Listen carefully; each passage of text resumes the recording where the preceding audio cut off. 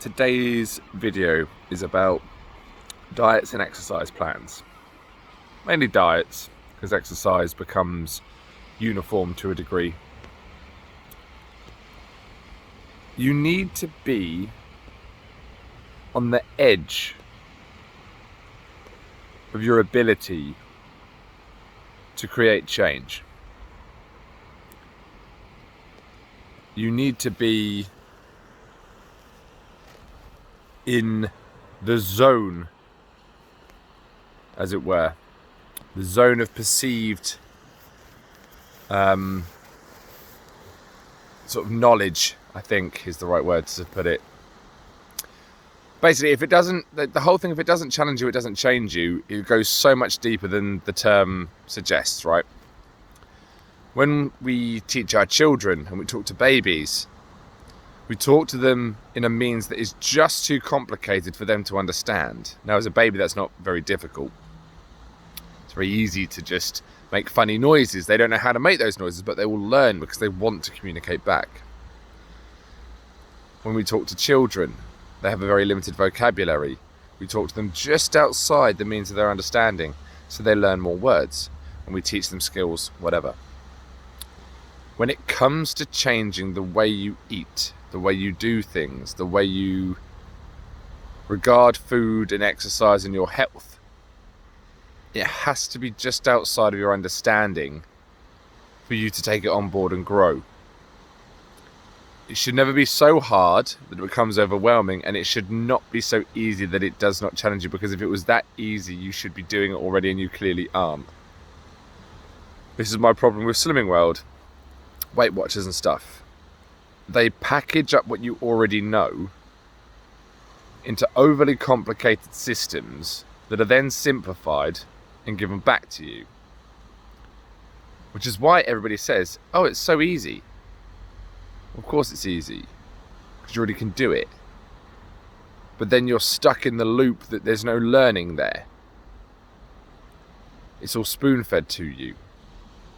If you want to create changes that are lasting, the process has to always be challenging you to do slightly more.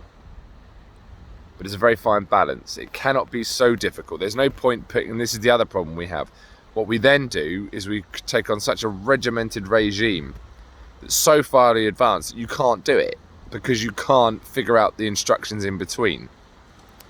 So it must always be just outside of your understanding, but not so far away that it becomes impossible.